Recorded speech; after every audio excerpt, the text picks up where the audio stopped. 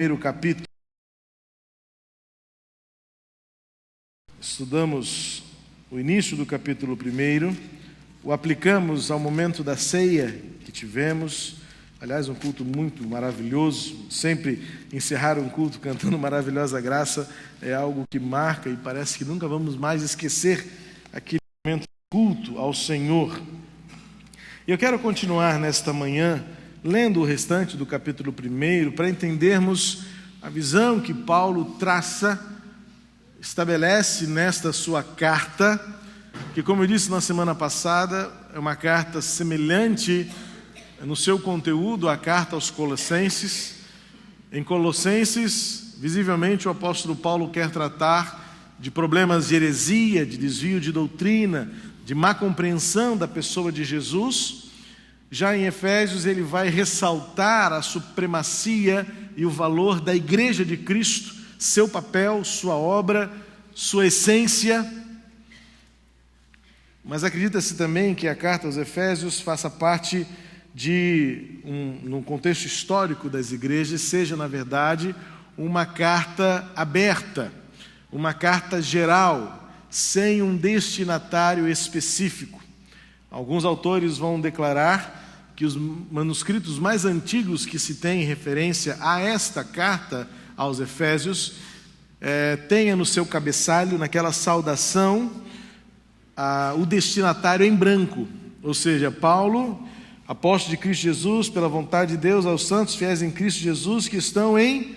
E aí colocaria-se aqui o destinatário específico aonde quer que fosse esta carta. Aos Efésios, aos da Ásia Menor, à Espanha, a Roma, a Colossos no caso. Não se sabe bem se existiriam outros destinos além de Éfeso e Colossos. Mas o fato é que esta carta chegou até nós com um propósito muito claro: salientar e ensinar a supremacia e a essência da Igreja de Cristo, de todos os tempos, de todas as gerações, de todos os contextos.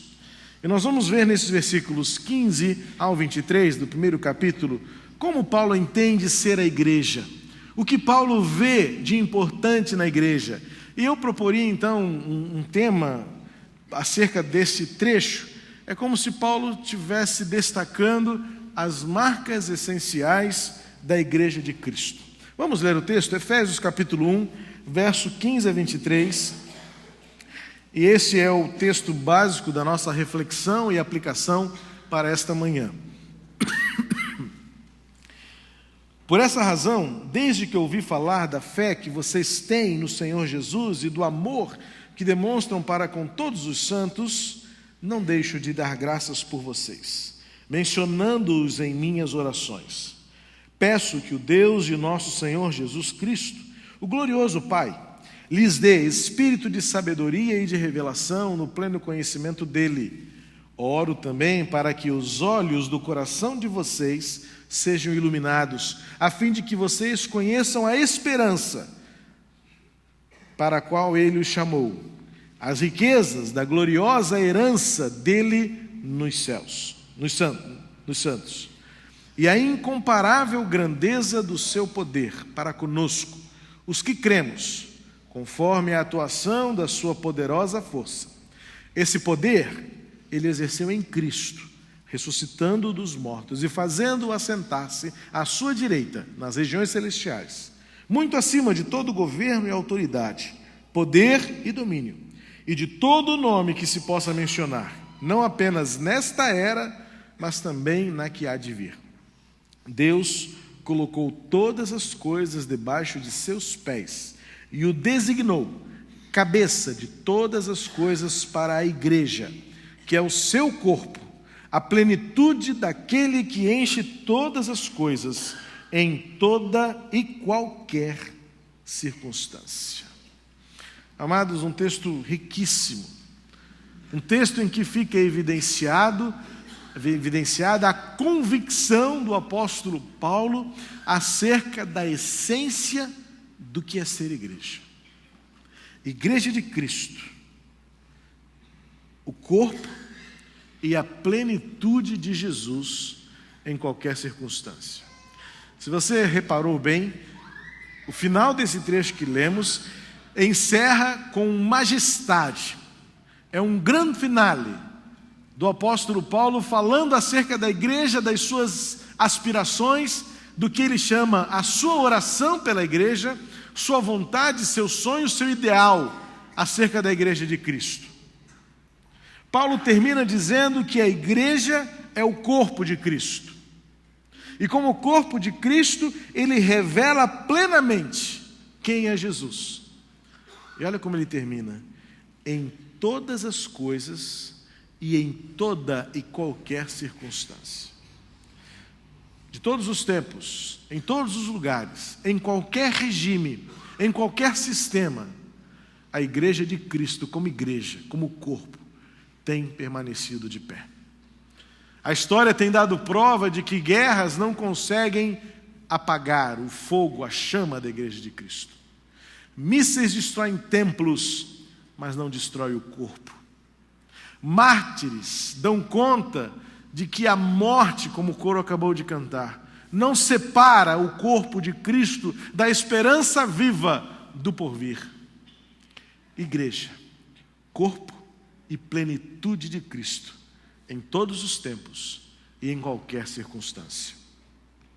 Mas para que seja assim, o apóstolo Paulo vai descrever, a gente identifica neste texto, alguns elementos que marcam a essência do que é ser igreja.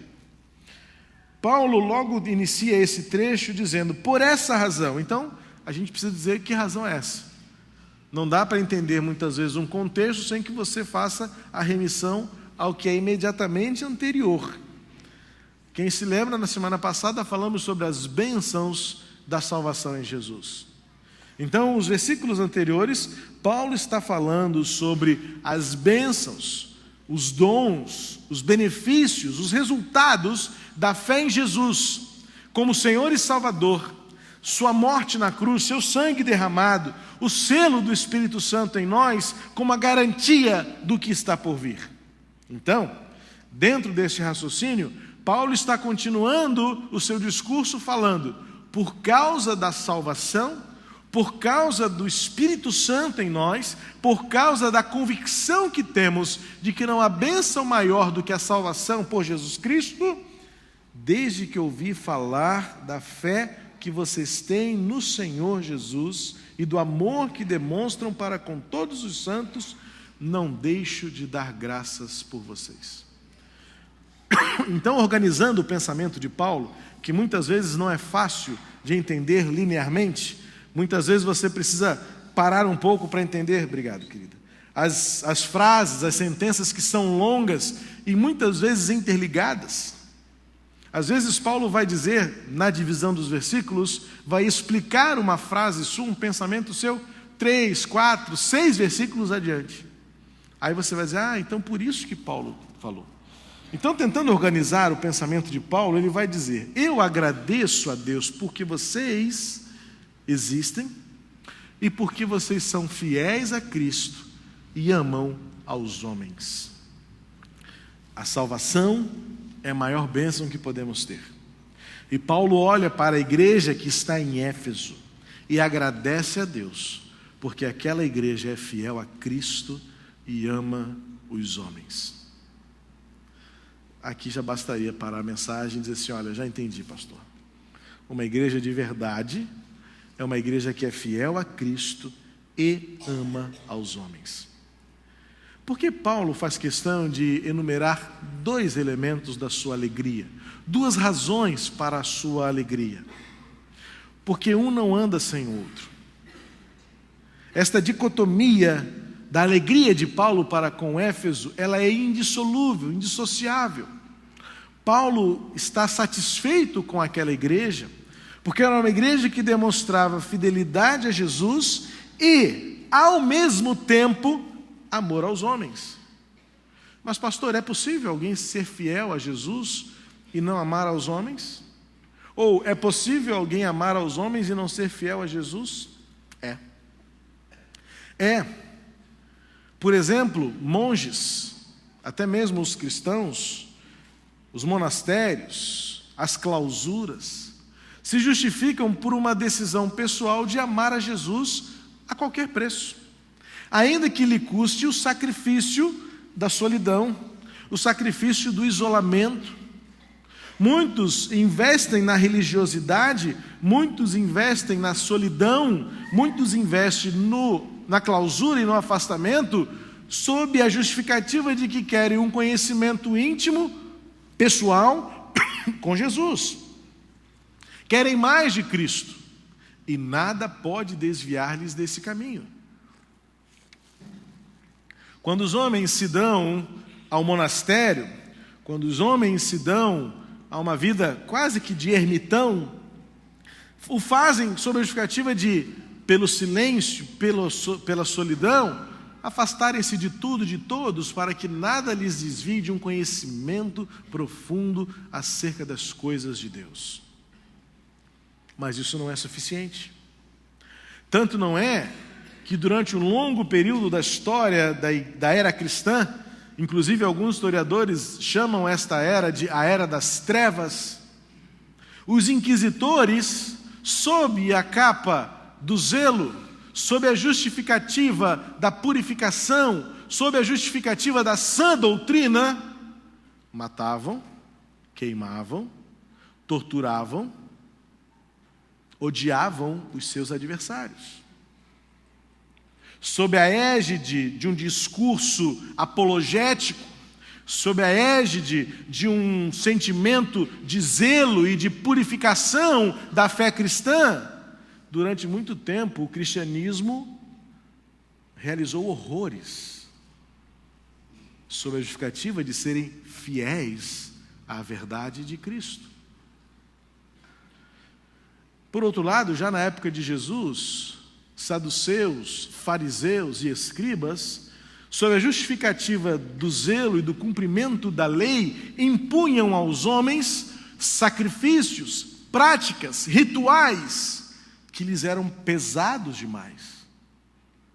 Inclusive é nesse contexto que Jesus fala em Mateus 11 aos seus discípulos: tomai sobre vós o meu jugo, vocês que estão cansados e sobrecarregados. O contexto específico de Jesus naquele momento não era o cansaço das dores, não era a sobrecarga dos problemas. Embora nós utilizemos o versículo 28 e 29 de Mateus 11 muito com este objetivo do cansaço da emoção, do cansaço dos problemas, do cansaço das crises, do desânimo, da depressão, da aflição, o texto e o contexto vão mostrar que Jesus estava falando àqueles que estavam cansados da religiosidade, que estavam cansados da liturgia, cansados de obrigações, cansados de uma religiosidade do nada pode, nada convém, nada é santo. Jesus então olha para aqueles homens da época e dizem: vocês não sabem o que é amor. E então Jesus vai dizer e vai mostrar qual é o grande mandamento: amar a Deus e ao próximo. Por isso Paulo fala que a fidelidade ao Senhor Jesus precisa estar atrelada ao amor aos homens, ao amor ao próximo. Evidentemente que amar não significa conivência, amar não significa conformidade, amar não significa indulgência. Amar é disciplina, amar é correção, amar é ensino, amar é exortação. Mas como eu disse já recentemente, para mim a pior atitude que demonstra falta de amor é a indiferença. Para mim, no contexto do reino de Deus, o antônimo de amor não é ódio, é a indiferença.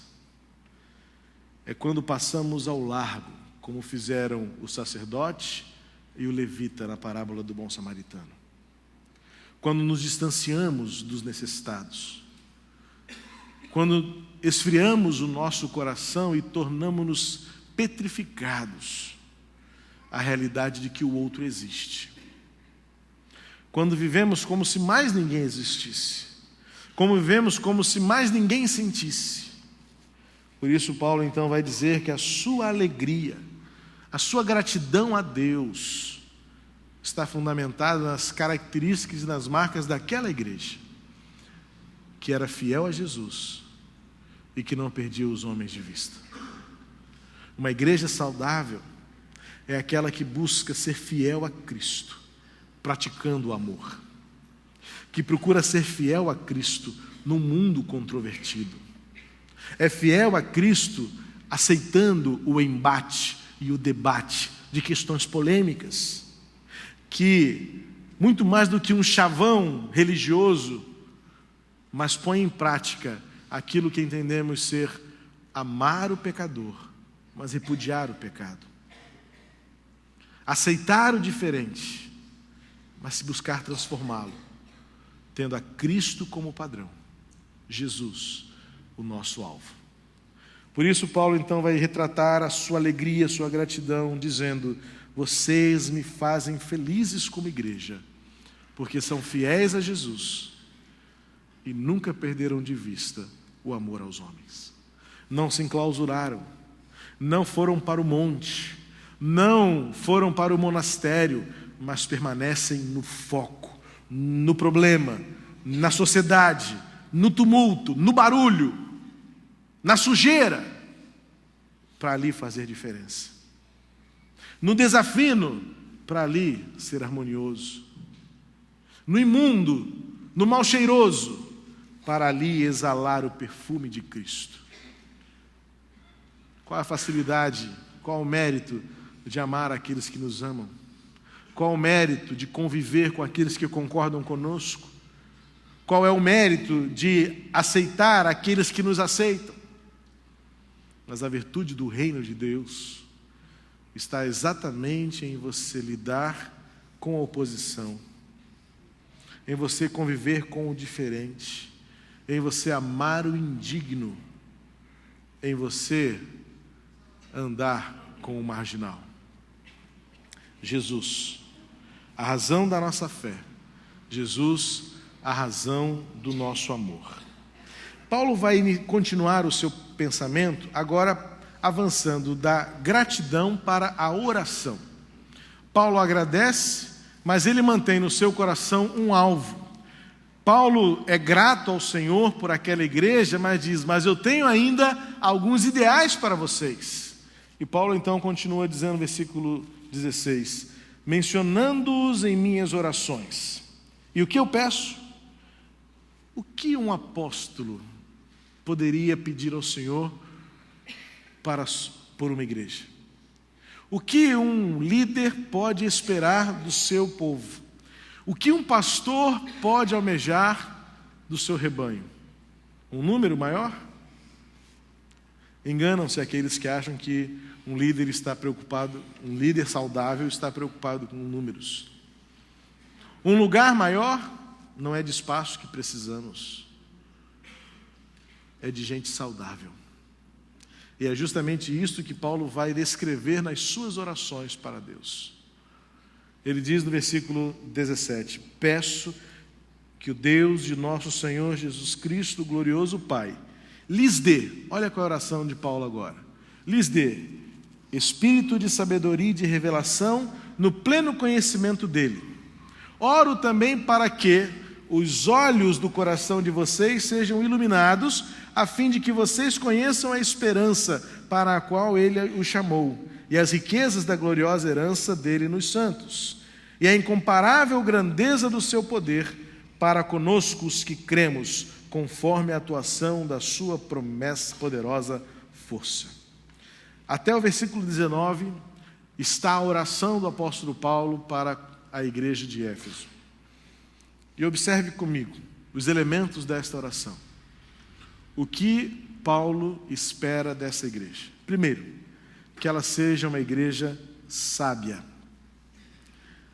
A palavra Sofia, como já descrevemos na semana passada, inclusive Paulo fala que uma das bênçãos da salvação é a capacidade de sermos sábios e inteligentes. A sabedoria, que significa o conhecimento das coisas profundas de Deus, as virtudes do mundo celestial. a visão da eternidade, a visão do que permanece para sempre, que vai além das coisas tangíveis e materiais deste mundo.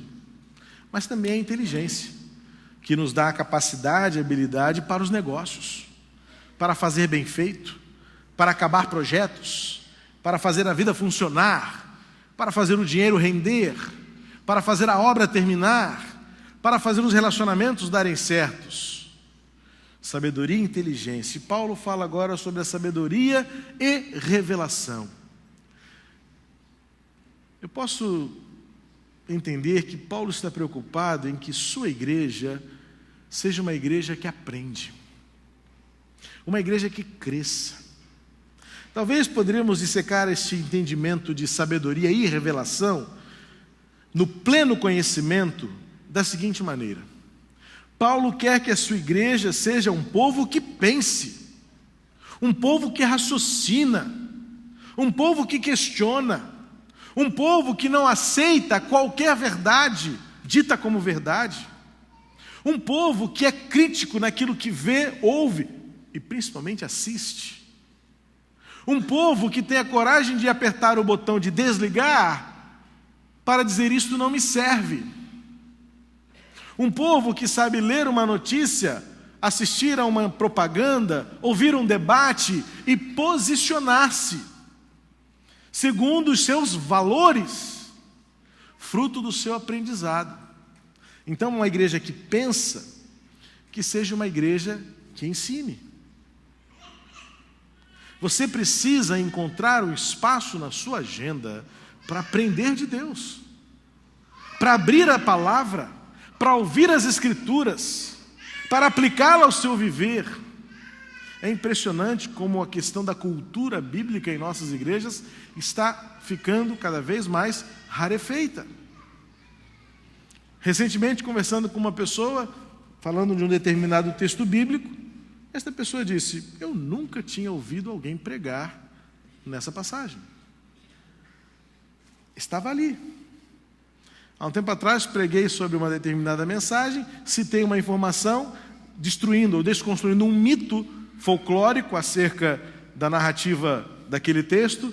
Já fiz isso com relação ao Natal, já fiz isso com relação à Arca de Noé, e muita gente passava batido. Por quê? A Bíblia não faz parte das nossas prioridades. O estudo da palavra, participar de um grupo de estudos, ingressar num discipulado, ir à escola bíblica dominical, ler a Bíblia em casa, permitir que seus filhos lhe vejam lendo a Bíblia, fazer disso a sua leitura enquanto vai para o trabalho, enquanto espera o ônibus, enquanto está no engarrafamento, no finalzinho do horário do seu almoço, fazer da Bíblia algo proveitoso. É o que Paulo está orando. Quero que vocês sejam plenos no conhecimento, que vocês conheçam a Bíblia, pois a igreja, diferentemente de todas as organizações, não se resolve com discurso, não se resolve com ideologias, não se resolve com defesas de tese, não se resolve com defesas de interesses pessoais. A igreja se resolve pela prática da palavra. Por isso, Paulo termina o seu texto dizendo que a igreja é corpo, não é partido, não é sindicato, não é clube, não é empresa, não é escola, não é indústria, não é escritório, não é nada disso. Claro que em alguns momentos tem algumas coisas dessas coisas, mas nós gastamos muito mais tempo cuidando das coisas desta terra do que pensando nas coisas dos céus. E é este o pleno conhecimento. A palavra pleno conhecimento é, na verdade, uma expressão grega junta que fala epignosis. Gnosis, o conhecimento natural, aquilo que você aprende sem fazer força. Mas para o conceito grego, o epignosis é o conhecimento que vai além, que é fruto da sua disciplina, é fruto da sua vontade, é fruto da sua dedicação. Eu quero aprender. Quando é que começa o novo grupo de discipulado? Onde é que está a classe da minha faixa etária? Pastor, sobre o que você vai pregar hoje à noite, quarta-feira? Pastor, me explica esse texto. O crente precisa ter o interesse por saber mais. O crente precisa ter dúvidas para tirar. O crente, segundo a oração do apóstolo Paulo, precisa ser alguém que tem o coração e a mente voltada para o equilíbrio entre cuidar das coisas desta terra, mas estar ligado nas coisas dos céus. E as coisas dos céus só se aprendem pela Bíblia. Portanto, uma igreja saudável é uma igreja que está envolvida no aprendizado das Escrituras Sagradas. O apóstolo Paulo vai adiante no seu pensamento e na sua oração, quando ele fala do conhecimento da esperança. É muito linda a expressão que Paulo usa, porque ele fala dos olhos do coração. Paulo é quase poético aqui. Os olhos do coração. Sabe o que significa? É paixão. É entusiasmo. É entusiasmo com a esperança que nos está guardada. É o entusiasmo mesmo quando as notícias são ruins e somos baqueados pela má notícia, pelo infortúnio. Somos muitas vezes chacoalhados pelas circunstâncias, mas a oração do apóstolo Paulo é que o coração de vocês estejam clareados, para que vocês vejam além, a fim de que vocês conheçam a esperança para a qual ele o chamou. Eu diria literalmente que o apóstolo Paulo, trazendo uma expressão dos nossos dias, Paulo está dizendo para que vocês vejam a luz no fim do túnel. Que o coração de vocês esteja preparado para, ainda que o caminho esteja escuro, é para lá que nós vamos. Lembro-me de uma ilustração que li num livro devocional, muitos anos atrás, que me marcou, que era um conto de uma menininha que todo dia atravessava um cemitério para ir para casa. E ela fazia isso sozinha, todos os dias. Era o caminho, passar por dentro do cemitério. Quem morou na roça, no interior, sabe que isso é mais do que comum. Ter de viver ao lado de um cemitério, ou às vezes até passar por dentro de um para chegar em casa. E certa vez um senhor ia pelo mesmo caminho, ele estava meio amedrontado, e a menina corajosamente ia embora, e aquele homem cheio de medo, puxando assunto com ela para tentar vencer. Eu disse: você não tem medo de passar por aqui? Ela: não, faço isso todos os dias, e a qualquer hora. E ele disse: mas por que você não tem medo de passar por aqui? E aí disse que ela, na simplicidade infantil, disse: o senhor está vendo aquela luz lá naquele lado, lá, aquela luzinha primeira? Eu disse: sim, lá é a minha casa. Quando eu chego aqui, eu olho para aquela luzinha lá, e eu esqueço que eu estou passando por um cemitério. Eu sei para onde eu estou indo. Aquela luz é a minha casa. O apóstolo Paulo está dizendo que a sua oração é para que os crentes consigam enxergar a luz no fim do túnel, para que olhem adiante do vale da sombra da morte e vejam: é para lá que eu vou. O caminho pode ser assustador, o caminho pode ser difícil, a trajetória pode ser contrária, mas eu sei onde eu moro, é para lá que eu vou. Lá está a luz que ilumina o meu coração enquanto eu caminho. E por último, nesta oração, o apóstolo vai falar da incomparável grandeza do seu poder.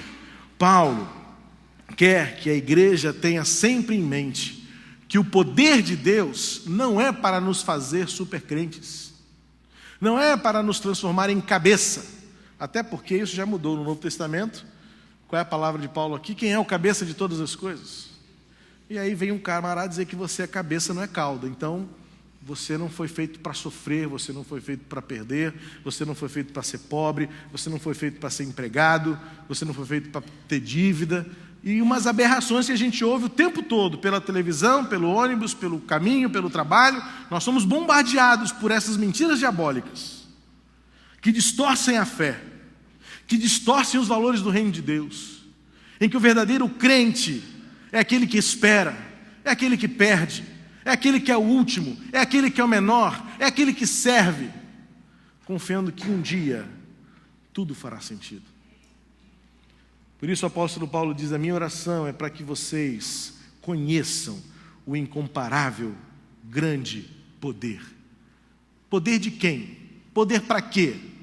Paulo responde: esse poder, versículo 20, Deus exerceu em Cristo, ressuscitando-o dos mortos e fazendo-o assentar-se à sua direita, nas regiões celestiais, muito acima de todo governo e autoridade, poder e domínio de todo nome que se possa mencionar, não apenas nesta era, mas também na que há de vir. Eu não sei se você consegue perceber, mas vou chamar a sua atenção para isso. Tem hora que Paulo parece que está gritando, ele pula da mesa, ele pula da cadeira e fala assim, eu não tenho palavras, então eu vou começar a dizer um monte de coisa, uma atrás da outra. Olha só o que ele fala, de novo. Paulo está entusiasmado. Paulo está bombando de alegria quando ele vai falar do poder de Deus. E olha o que ele diz: esse poder, Deus exerceu em Cristo, ressuscitou-o dos mortos, fê-lo assentar-se à sua direita, nas regiões celestiais. Sabe para quê? Muito acima de todo governo, autoridade, poder e domínio, de todo nome que se possa mencionar, não apenas nesta era, mas também no que há de vir. Sabe o que significa? O nome de Jesus é poderoso nos céus e na terra. É poderoso entre governantes e ricos. É governante, é Senhor de todos os povos. Toda língua, toda raça, toda tribo se põe de joelhos diante de Jesus, porque Deus lhe deu este poder. E este poder foi manifestado no único que ressuscitou. Todas as outras expressões religiosas, seus líderes, seus messias, seus mártires, têm os seus túmulos que são visitados até hoje. O Islã vai a Meca, o hindu vai à Índia, o budista vai ao Japão. Todos vão aos túmulos dos seus senhores. O nosso Senhor vem a nós, e Ele está em nosso coração. A igreja de Cristo celebra o poder da ressurreição, de um túmulo vazio, de um Cristo que habita em nós e nos faz nos faz igreja, nos faz corpo, nos faz testemunhas nesse mundo daquilo que Cristo é e daquilo que Ele fez. Há uma tradição oral da época da igreja primitiva que diz que quando Jesus chegou aos céus, depois de ressurreto, estava conversando com os anjos e Gabriel quis vê-lo de perto. E Gabriel falou assim: Senhor, deixe-me ver as marcas do seu sofrimento. E aí Jesus mostrou suas mãos perfuradas, sua testa cicatrizada, seu corpo perfurado. E Gabriel disse: Senhor, o Senhor tem certeza de que tudo isso valeu a pena? Jesus disse: sim, eu deixei lá Pedro, Tiago e João para contarem isso para os outros. E Gabriel disse: Senhor, mas e se eles falharem? Jesus disse: eles não vão falhar, porque o Espírito Santo está com eles. Senhor, mas e os outros séculos que virão? Jesus disse para Gabriel: eu edifiquei a minha igreja e ela não vai parar. Nessa tradição oral, conta-se que no final de tudo, Jesus disse aos anjos: eu conto com a igreja para que o amor do meu Pai seja conhecido. Deus conta com você, como igreja, para ser fiel a Jesus, para amar aos outros, para aprender sempre, para celebrar o poder da ressurreição de Jesus. Isso é ser igreja. É assim que queremos ser. Feche seus olhos. O Senhor conta com você, para que o poder de Jesus seja conhecido, sobre todo o nome, para que o nosso coração veja a luz no final do túnel e nós possamos atravessar o caminho difícil. O poder de Jesus, que nos faz corpo, que nos faz igreja, para testemunhar para o mundo que nada nem ninguém nos separa deste amor. Cristo, vivo, vitorioso, Senhor, que habita em nós, que nos faz igreja.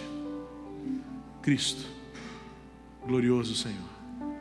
A Ele seja a honra e a glória nesta igreja, sempre e para sempre. Nosso Deus e nosso Pai, muito obrigado, porque Tu nos fizeste igreja. Tu nos fizeste a revelação plena em todas as circunstâncias, de todos os tempos, para tornar o teu amor conhecido no mundo. Obrigado porque tu nos chamaste para esta missão. Obrigado porque tu nos fizeste.